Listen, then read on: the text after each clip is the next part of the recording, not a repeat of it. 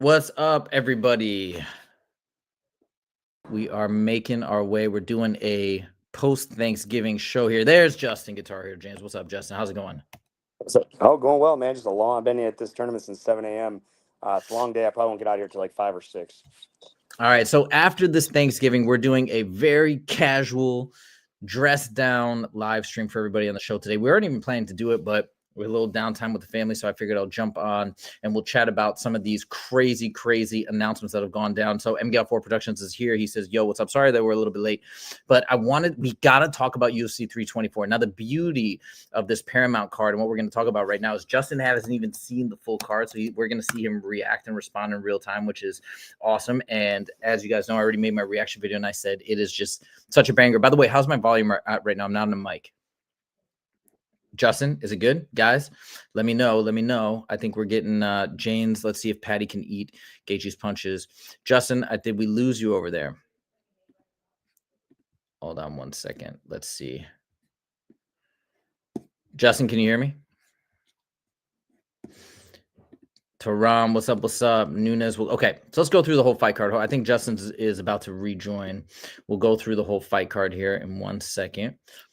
But first, I want to see what Justin's got to say about Paddy Pimblett and Justin Gaethje here once he joins back in. But I got to say this, okay? You think O'Malley will KO Song? Hey, Justin, can you hear now? Yep. Yeah, I'm looking for I'm moving spots right now. Okay, now let's talk about this first fight. I already reacted online. I absolutely love it. Obviously, there's real negative implications for Arman Tsarukyan. He's basically being completely screwed over here, but it is what it is, and I understand why the UFC is doing it. I think this makes the most sense in terms of fandom, in terms of big fights, in terms of lining up a potential super fight for Ilya, because they put, Justin, it's not only Gaethje versus Pimblett, it's Gaethje versus Pimblett for the interim title. Yeah, I mean, I like it. And here's the thing, I was talking to yesterday, and like, oh, this is bullshit. And being shot into start. Here's the thing: he has power. Arman is an incredible. Hey, Justin, let me pop in real quick. The service is still pretty bad. Can you find a wait? Hold on. Try talking again. Let me hear it again. Yo. Check. Now it sounds good. Okay, go. Okay, yeah, I'm just like there's star power behind, but I don't. Not star power. The end of entertainment. I don't think that always fighter gets the opportunity. When you got guys like this. Justin, I'm going to pause you. It's still going in and out really badly. See if you can find a spot with a little bit of a better. What's that? I'm gonna walk my car. Okay, let me read through. I'm going to read through some comments while you find a spot, and then once you get situated, I'll unmute you. So we have MGL4 Production says O'Malley will KO Song. MGL4 Production says Chimaev is king. Yeah, I think you saw my Chimaev video, and that is definitely the case. I just made a video talking about Chimaev grappling John Jones, and I know a lot of people aren't giving it too much attention, but to me, that reaction from John Jones spoke volumes in terms of how good Chimaev is in terms of the grappling and the wrestling, and I think he bested him. So I think that says a lot about where Khamzat Chimaev can go in terms of the future. Tehran says, I'm beginning to get tired of the UFC because it's becoming more of a popularity contest than an actual sport. It's not about who's actually deserving. Like, why is Lopez fighting Volk again? Yeah, it is a little weird that they didn't have Evloev get in there or something like that. But you're right. I think the feeling is, look, I don't think it's totally divorced from meritocracy. And hear me out. Diego Lopez is just fresh off of an awesome victory. So I think he came out there and a lot of people thought he was going to lose. Wasn't it Jean Silva that he fought? So Diego Lopez had a really tough fight against Jean Silva. And I think he should get credit for having that fight, getting that victory, and then getting a title shot. In my, like, I can see it. I don't mind it. I don't think it's totally out there. Now, if they would have given Paddy the shot immediately against Ilya, I would see your point, but they're not doing that. So I personally am okay with it. MGL4 Productions, you're 100% right about Arman. We're going to talk about that in a second. That's something I realized mid-video. If you guys watched the video that I released about all these announcements, it's crazy. I realized it mid-video. I was like, wait a minute, what is it going to do for Arman? Because I'm like, Arman can sit out, then he can get the title shot, but he can't because they made this an interim title bout. And they had to do that in order to make this the headliner fight. I fully understand it. Ariel Helwani was like outraged that they gave them the headliner over Amanda Nunes and Kayla Harrison. But I get it. You need this card to smash. You need it to sell. You need it to be a big spectacle so everybody hears about it, talks about it, and there's a big big commotion. And I hate to say it, but dude, you have to put it's Gaethje. It's Gaethje who's got more performance bonuses than he does have fights.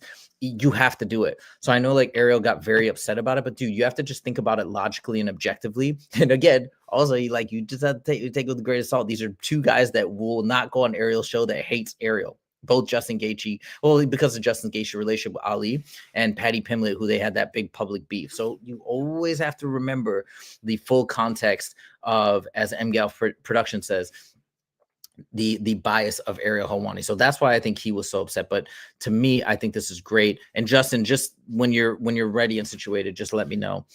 Yeah, he's biased against all Ali fighters. It is what it is. Tehran says the UFC is being way too harsh on Arman now. I get he pulled out because he's made for it afterwards, and there's no one want to fight Topuria because they know he's a big threat. I don't know if it's just that. I don't think it's just, I don't think this is a punishment of Arman Sarukian anymore. What I think is happening right now is they needed this card to be huge. You can't have, listen, Arman Sarukian versus Patty or Gaethje. I don't know if he would have even been able to turn around that quick. Number one. Number two, both of these guys are bigger stars.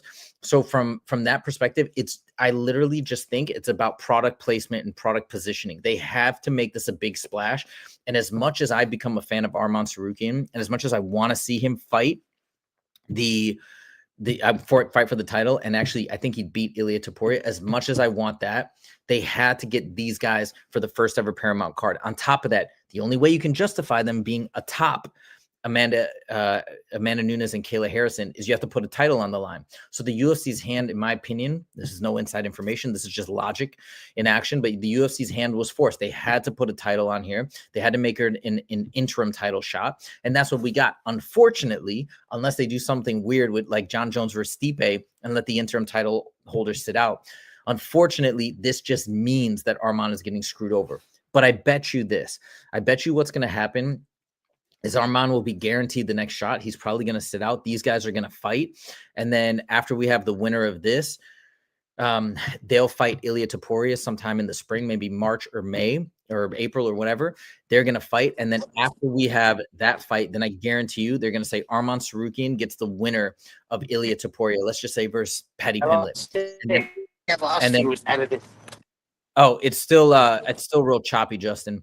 And then right after that, it's going to be, hold on, I'm going to mute you, buddy. I'm going to mute you until it gets a little clear. But yeah, so that's what I think. Yes, Arman is getting screwed. No, I do not think it's a punishment anymore. I think now this is just, it is what it is. And it's more a product of having this Paramount card just be fireworks.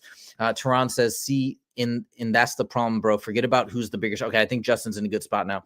See, that's the problem, bro. Forget about who's the bigger star. Give the deserving contender his shot. Yes, look, deserving is it. Here's the thing. Nobody's getting a shot at Ilia right now. That's what Arman wanted. They're getting an interim title shot, and it's again to make this a big splash. We have to be aware that as much as there is the next best contender that is deserving, that there's also the business concerns at this point have to override just to a small extent in this case where I think it's justifiable to really get a big splash here. This is it. This is the launching point. They need this card to smash, because if it doesn't, think about how many people who could be on the precipice of becoming a UFC fan may not jump off that cliff, may not buy the Paramount subscription. So I get it. And I unfortunately think Arman is just going to be pushed to the wayside. He's just a casualty of war, but he will be back. I guarantee you they'll give him the next shot. And if he feels like taking a fight in between because he just wants to stay busy, he might do that. But I think that's what's going to happen. 10-7 is back in the mix. He says, of course, it's not about star power. Of course, it's about star power. But Arman is absolutely being screwed. He's going to be sidelined for another year. I don't know, a year. Well, actually, it might be. It might not be till like August or September. Justin, let me give it over to you. People are a little bit upset here about what's going on with Patty versus Gaethje and that Arman's getting screwed over. What's your take? Well, here's the thing: the UFC is a brand of entertainment. You know, we talk about these wrestle heavy fighters. We'll talk about Hamza. We'll talk about Islam. They're great and everything. And you know, it's like it comes into like, oh well, like I know your argument with Hamza is in Islam, like, oh, they have so many finishes. But casual fans don't want to see ground and pound finishes. Casual fans don't want to see submissions. They want to see guys stand on their feet and bang. Justin Gaethje is that guy. Arman Sarukian isn't that guy. He's going to have more of a wrestle heavy, grapple heavy. And again, he does get finishes. But here's another thing that a lot of people don't know. And people are like, oh, these interim belts are ridiculous and this and that. The UFC is required to have X amount of championship bouts, whether it's an interim belt, whether it's a BMF belt, whether it's a, the number one champion, they have to have X amount of championship bouts a year. So what better way than to promote a super fight where they can say champ versus champ? So now they have Justin Gaethje versus Pimblett. They're getting a championship bout out of the way for their pay-per-view or for Paramount. Now they have that next guy. Now their next bout is going to be advertised as champion versus champion, not champion versus number one contender. Now, Justin Gaethje is the most exciting man in MMA. I would rather watch Justin Gaethje than any other 55-pounder, including Ilia Topuria, including Islam, than anybody, because regardless, the fight is going to be finished on the feet.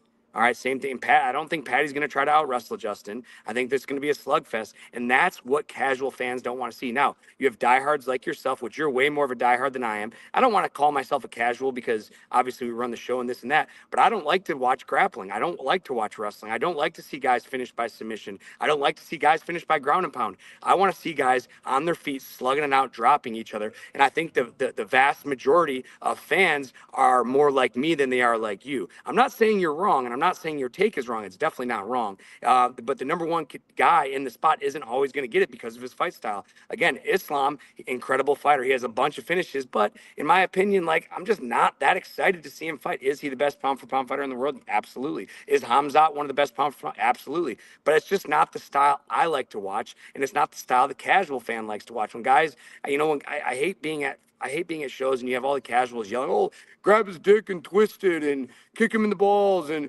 it's fucking stupid. But that's the majority of the fan base, guys, and you got to understand, it's not about UFC is a brand of entertainment. All right, it's not about who's the best fighter in that weight class. It's about who's going to sell the most tickets. Right now, I think Justin Gaethje and Paddy Pimblett is going to sell way more tickets than Arman versus anybody, unless it's Arman versus Ilya. You bring up a couple points. It's actually funny that if people are new to the show, they don't know who Justin is. You might be like, he's saying he's not a casual, but maybe he has like casual tendencies. Don't forget, Justin's had 80 fights. He's a professional fighter. He fought in the UFC. So nobody, you'd be hard pressed to call Justin a casual. But just going back to a couple other things you said, when you mentioned the minimum amount of title fights, that was an interesting point. I think sometimes we forget, we don't realize there's probably so many considerations and complications on the inside of the UFC machine that they have to pay attention to. It's not just a pure meritocracy thing where they can just say, hey, this one's going to get slotted in here. They're thinking about all these different moving parts, who's injured, who's ready to fight, right? So to me, I don't know all the intricacies, but all I can say is I'm thrilled with this fight. It's a banger. It is not going to disappoint. It's going to be unbelievable. 10-7 has chimed in a couple times. Let me play this. He said Max and Charles would be bigger than this. I humbly disagree, although that fight is a very, very close in terms of the fighting style, how exciting it would be, etc. But I really like this. Like, I'm a huge Paddy fan. Paddy's exciting. He's on the come up. As much as I think Max and Charles are awesome, I kind of feel like they're on the come down of the precipice. They're sort of past their prime a little bit. And as much as their fight would be amazing, it's again the stakes. The stakes amplify the level of the fight and the excitement. Both of these guys. I mean, Grant. Okay, fine. You can say Gaethje's past his prime too, but Paddy is not. So I think this is Paddy's fight to lose. I think he's going to get the victory, and then we can see that ascension and that title shot, and not to mention a super fight with real beef, two guys who haven't liked each other for a long time, and it almost came to blows back in the day with the famous hand sanitizer bottle thrown at Ilya when Paddy was the bigger star than Ilya. So that's my 2 cents, but we shall see. Pern says you're getting a big European. I want to touch on that too when you go for it. Go for it. So when you talk about Max and Oliveira, obviously that would just be insane. It'd be a great fight for the fans. It's going to be a banger. They're going to come out on the feet. If Oliveira gets hurt, he has incredible grappling. And actually, Oliveira is somebody I like to watch grapple. He's one of the very few guys that I actually like to watch grapple because he's not like a top heavy pressure guy looking for ground and pound. He's looking for submissions, looking for arm bars, looking for triangles. 10-7, I think, is correct in saying from a casual standpoint, that's a huge matchup. But again, there's no star power in that fight. Those guys have been there and done that too. Exactly your point, as you said. Both of those guys are on their come down. Justin Gaethje, and I'm just repeating essentially what you said to agree with you. Paddy Pimblett has still a chance to be a superstar. When Justin Gaethje has already been a superstar, Max has already been a superstar, Oliveira has already been a superstar. Don't get me wrong. for being a fan for so long, yeah, that'd be a great matchup. But none of those guys. Okay, Max gets another title shot. He's a former champion. Oliveira's a former champion. Gaethje's a former intern champion. Let's get Patty in there and try and shoot him to start a superstardom. And the crowd's going to be wild. It's going to be exciting. And everybody knows Gaethje has never not delivered. It's impossible. It is impossible for this fight not to deliver. And that's what the UFC needs. It's a first impression with potentially a new fan base. They got to deliver. The one guy that you can count on is Gaethje. And they may have even had to put an interim title to convince Gaethje to do it. I wouldn't be surprised if that was part of the negotiation from Ali, is like, the only way he's going to fight if you make it an interim title fight. And now, as timing is lined up, as Ilya has said, by the way, Justin, I don't know if you know this, but Ilya is not going to be fighting now till the spring. I think basically because of the divorce that he's going through with his wife. So it's all worked out. Yeah, I'm not complaining. I'm not calling for any other fight. I'm not complaining. I am just happy and I'm thrilled. So it sounds like you are too. Am I correct? Yeah, I'm very content with it. I think it's going to be a banger, and I'm sure, and I do agree with you. Ali probably had some negotiations because Justin Gaethje did say that he only wanted to fight for the title. So now it gives him a chance to become the interim championship. Instead of number one contender versus Ilya, it's going to be champion versus champion. It just sells better to casual fans. Tehran says he doesn't think that Patty will stand up with Gaethje. I disagree, because Patty showed some great striking, I thought, against Michael Chandler. He's going to be the taller fighter, the more awkward fighter. He might actually be very difficult for Gaethje to handle because he's not a traditional. Does go around, what we can guarantee is going to be like what he did to Chandler. It's going to be vicious ground and pound, which I think all the fans can get behind. It's just the holding and the control time without submission attempts or ground and pound that gets frustrating. But I think Patty's not going to do that because this is not who he is. So I think it's going to be amazing all around. 10-7 really doesn't like this. He says, why not Pereira versus Allberg? Who could possibly be better than Poatan for the casuals? Yeah, I think maybe he wasn't ready. I don't know. I heard murmurs of them doing a Poatan versus Allberg fight. But I got to be honest, this is actually more exciting for me because I want to see Patty rise up. I want to see him get a crack, and I want to see them make the super fight with Ilya. So to me, it's more interesting. So I love Alex Pereira. Is he like my second favorite active fighter in the UFC right now, or maybe third? Yeah, he's up there, and I love watching him fight. But Allberg, even though it's a very interesting matchup, I'm not like going crazy about Allberg. Allberg's the challenger coming up. I want Poatan to win, just like I want Poatan to beat anybody. But for me, seeing Patty come up, he's the challenger. He's the new kid on the block. He's got a chance to shoot for the stars and shoot for glory. So to me, that all around is a more exciting package. Plus, dude, Patty's hilarious. He's crazy on the mic. He'll be crazy at the presser. It's gonna be really, really fun. That's my 2 cents. And then 10-7 says Patty leaves that chin up on this guy. I think he got better with that though in the last fight. Correct me if I'm wrong, but I think he is working on it. We'll see. But yeah, and hey, the chin up is another potential for a Justin Gaethje knockout. And who wouldn't like that? So I think it's really, really cool. Let me just read through a couple comments, and we're gonna go through the next fight. Gaethje isn't that much shorter than. Oh, is that true? Okay, so maybe I'm wrong about that. I thought Pimlet would definitely have the size advantage, like a reasonable size advantage. I could be wrong about that. Patty is very wild, and he takes some big swings now and then. Prince says Pimlet won't tower over Gaethje like he did Chandler. Yeah, is Gaethje really that much taller than Chandler? I didn't know that. 10-7 says it's not that I don't like it; it's that neither guy deserves it. God, that deserve term is a tricky one. It's a tricky one. Yeah, like it's a very tricky thing. And again, at the end of the day, there's no like definable metrics or anything that have ever been stated. Or I get like it's generally the rankings that give us our barometer for how we assign deservedness or not. But to me, this is okay. I'm okay with it. I'm not like tripping out about it. Now, if they gave Patty the straight shot against Ilya, that would feel funny. I think that would feel funny, but I get it. Poatan versus Yuri 3, that would be a huge fight. We got to give Ulberg a shot. I think Yuri, I don't know just yet. And then we're gonna do the next fight. Toronto says if the fight stays standing, Gaethje will eventually find that change. By the way, guys, thank you everybody who's on right now. If you could click that like button for the stream, we'd really appreciate it, and it would mean the world to us. We are on that grind Thanksgiving weekend, and yeah, thank you so much. All right, let's move on to the next fight. Kayla versus Amanda for the title. They're doing it January. Justin, take it away. What's your excitement level, and how do you see it going down? I mean, we kind of already discussed this before. This is the fight we wanted. This is the fight we wanted to see. I'm very excited for it. I don't typically get excited for women fights, but this one, how can you not be? Kayla Harrison coming over, having dominance so far in the UFC, arguably the greatest women's fighter ever to be in, knocked out Ronda Rousey's knocked out all these former champions. She had a great title reign. I know she had a blunder towards the end before her retirement, but she's still arguably the greatest woman ever to step in the cage. Now you have arguably the greatest up-and-coming ever to come to the UFC from the PFL and the former greatest. I love this matchup, and you know it's going to be fireworks. Man, I mean, is Kayla Harrison going to be able to get Amanda Nunes to the ground? That's the question. If she does, I think she's going to handle her. I think this is a hot take. I think Kayla Harrison will be able to do whatever she wants. I think that she's going to be the dominant fighter. I think she'll get it on the ground. I think she'll land some vicious elbows. I think it's going to be interesting on the feet. I think Kayla Harrison's underrated on the feet, though, too. Plus, she's going to have a size advantage. She's going to have a power advantage.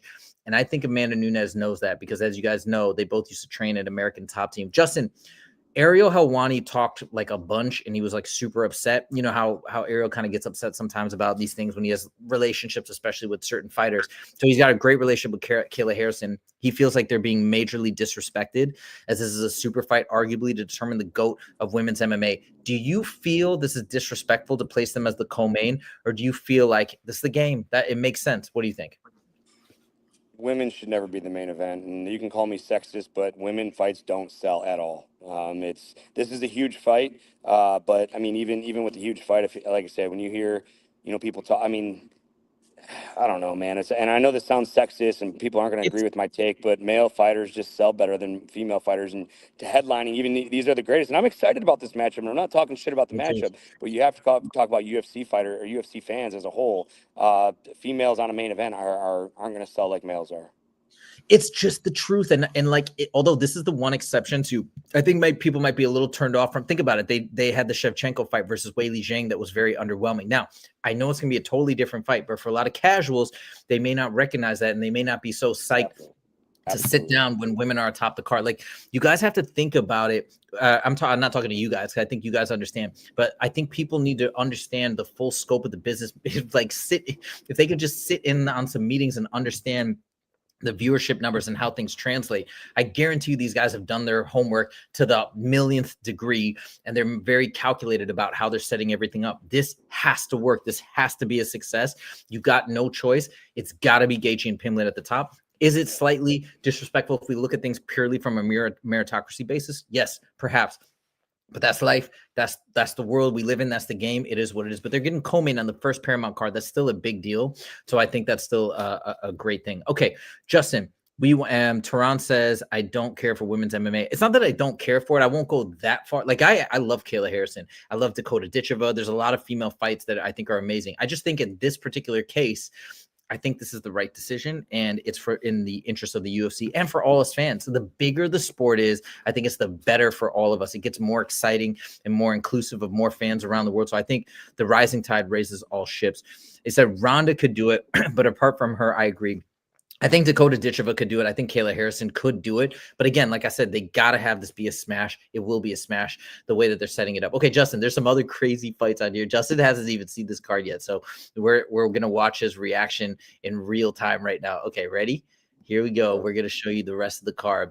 Look at this. After this, look who's back, dog. Look who's back. Oh, shit. What do you think? Song Yadong deserves it. I love it. Sean O'Malley, Yeah, Song Yadong, let's go. Hell yeah. This was the rumor that these guys were going to be matched up in fighting. I think Sean O'Malley alluded to it. But dude, striker's the light, as you always like to say. I am really hoping and praying that Sean O'Malley gets the victory, even though Song Yadong is an exciting up and comer. But you know me, I'm a Sean O'Malley fan. So are you. He always comes to Fusion Fight League.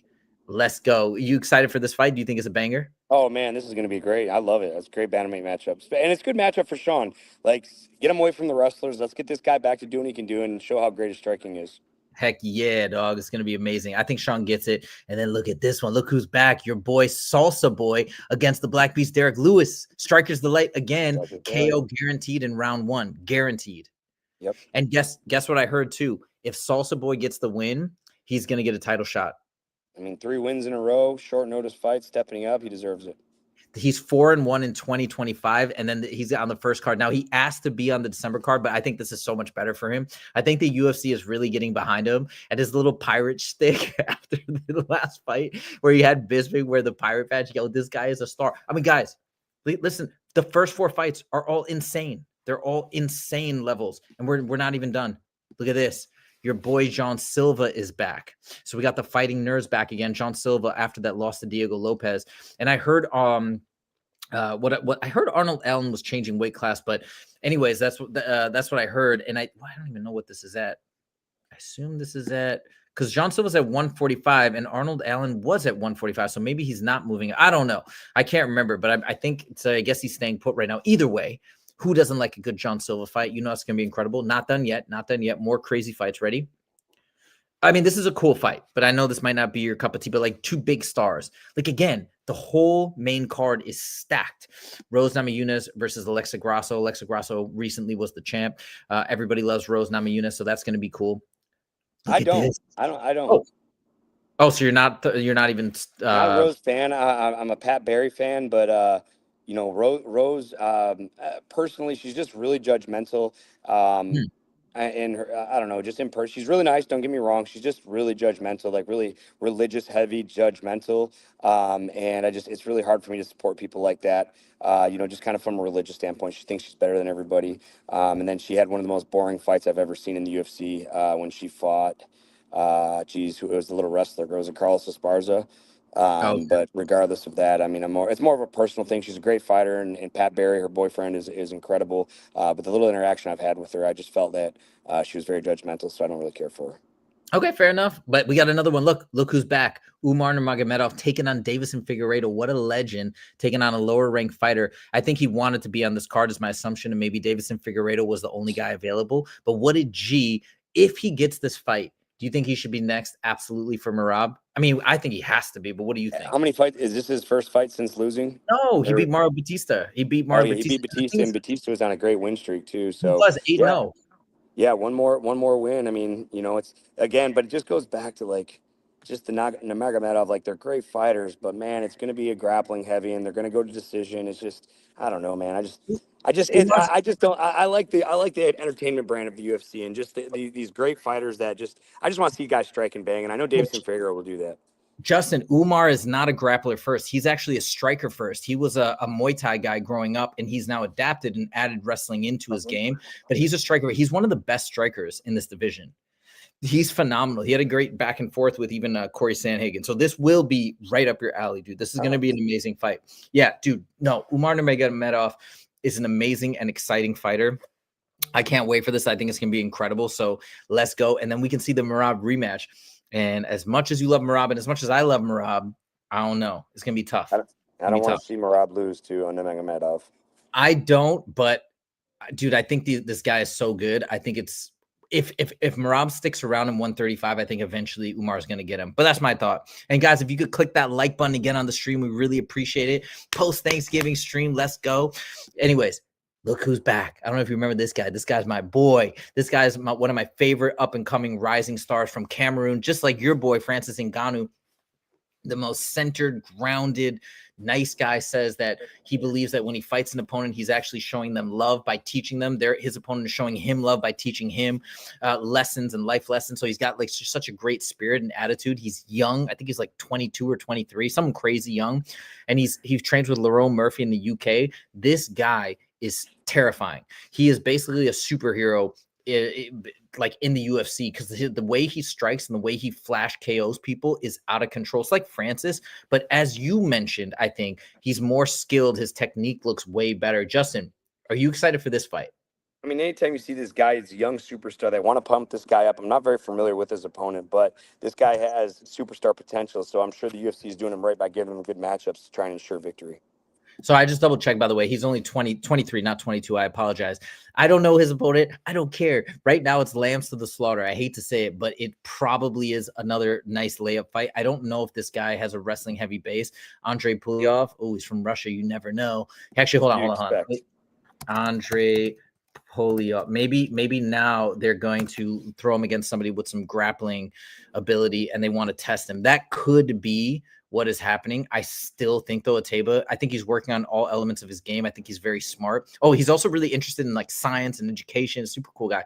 But looks like this guy he's fighting has had an armbar victory. So one submission victory. Let's see, ground and pound, a triangle choke, another ground and pound. This guy must have some ground game. So I think it is a little bit of a test for Ateba Gautier. But I don't know. Call me crazy.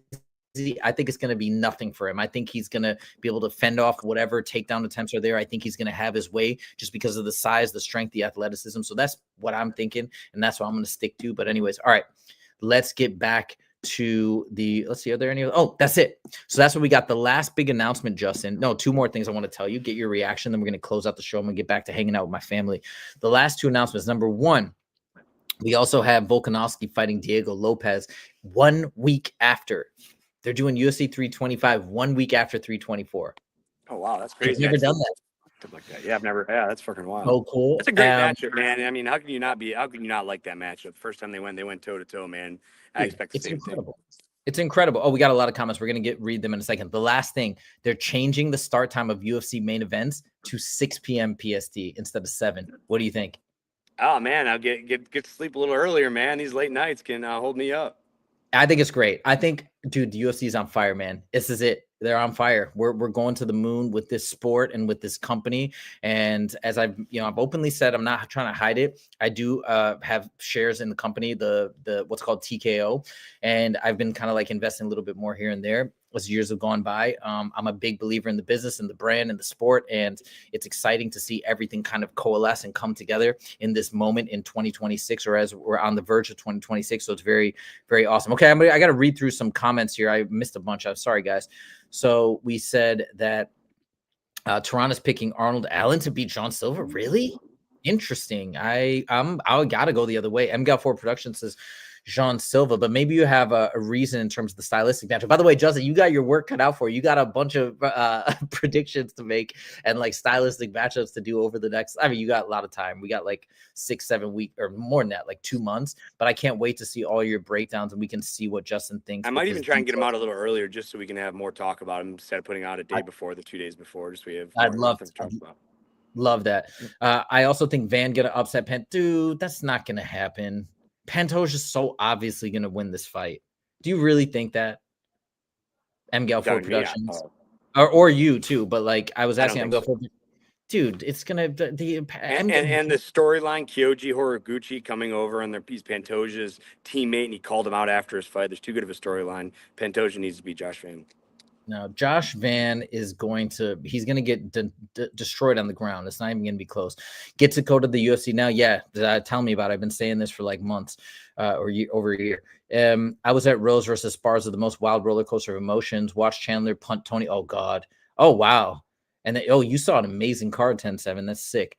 Waldo is GOAT. Let's go, Salsa boy. Marab is the GOAT and will smoke Umar again. You think? You don't think Umar's going to shot? Well, yeah, I know Justin's boys with Marab, and I like Marab. I can go watch Marab next weekend, December 6th. One of my clients bought me and Ben tickets. Oh, that's lit. Oh, you're lucky, dude. That's amazing. Okay, Pat Barry was a great striker. Love Huzaifa's passion. Thank you, my dude. Appreciate it. Appreciate the kind words. Tyler Best says, what's up? What's up, Tyler? I think you might be new to the stream. If you are, welcome. Thank you so much for stopping by. I hope you subscribe and stick around. He's a striker, not so good. Are you talking about Pat Barry? Oh, not so good. He thinks Pat Barry is not that great of a striker. 10-7 says Ateba 185 Ngannou. No, dude, Ateba honestly is better than Ngannou. He, like Justin said it. I'm not even saying it. Justin's trained with Ngannou and Justin loves Ngannou. Dude, Ateba Gautier is he's another level. He's another level. Volk is GOAT. He thinks Diego wins this time. He might. 10-7 best show. Thank you, my dude. We're about to close out here in a second. Get back to hanging with the family. I got shares in TKO too. Huzaif. Yes. You got shares too. Okay. Awesome. And Marab and Pantoja, lock of the century. I mean, that's what I think. I think Pantoja. I agree with you, Tyler. I think Pantoja's got it locked down. Tehran's picking Volk. You could go either way. And last, Tehran says, Justin, I'm going to turn this over to you and then we're going to close out. 10-7 says, no, he meant the guy fighting Gautier is not. Oh, he did mean Pat Barry. He said Gautier's opponent is not a good striker. Let's close out with this question. Justin, the ultimate Gaethje fan, does Justin Gaethje retire if he loses to Paddy Pimblett? Yeah, I think so. I don't know if he'll retire in the cage, but I don't think we'll see him again. He only wants to fight for the title. He's been very vocal about it. He's fighting for an interim. I think he had a great take on Ali. Probably negotiated the interim fight just to make sure he does fight. He didn't want to do a number one challenge match, I think, or challenger fight. Then if he wins, he gets another fight at the title, and then he'd be retired as the fighter. I'm fine with that. And I can see Justin Gaethje fighting it out until he loses the belt, if he does win the belt in the next two fights. But I don't think he has any interest in fighting for anything but the belt. You got to think of the I damage he agree. takes in fights. Regardless for the title, regardless for on a prelim show, like he's taking so much damage in fights. You can only do that for so long. I think he's starting to realize maybe there's things in his life that are changing. That as we get older with age, as we take all the damage, we start noticing. Even for me, I feel like sometimes my memory isn't right. Sometimes I forget certain words I'm supposed to say. It's just like casual things. It's happened actually one time during this interview. I can't think of the word nostalgia. I was trying to think of the word nostalgia when we were talking about Max Holloway and Oliveira, and just like little things that you start slipping on, you start noticing them. And I think he only wants to fight if it matters. He's been there and done that. He's the most violent man in MMA. He's held the most performances bonuses. He's done everything he can, and being the champ is his last priority. I hate to echo those sentiments, but it's 100% right. He is absolutely retiring because there's no way if he loses to Patty, he's going to have to get probably 2 fights, maybe 3 to come back and get a victory. It'll be a wrap. So guys, tune in because it's pretty much going to be Justin Gaethje's retirement fight, unless he wins. And then of course he's going to get the title shot. But then I bet you he retires after he wins, which the UFC doesn't want, or maybe he does it. Maybe he stays around until I he don't think he loses. does. I think he'll fight it. I think he'll fight it out till he loses, but I can't see him defending it more than once. Yeah, you're probably right, actually, because he's going to make so much money once he's the champ. So he's going to want to try. Exciting times, ladies and gentlemen. Thank you so much for joining. If you guys could click that like button as we close out, we'd really appreciate it. We had a nice, strong showing today, and we're so glad that we jumped on and did this impromptu show. I hope you guys appreciated it and enjoyed it as well. We had a lot of fun. Thank you guys so much for joining, and we'll see you Monday at 1:30 p.m. PST. Take it easy.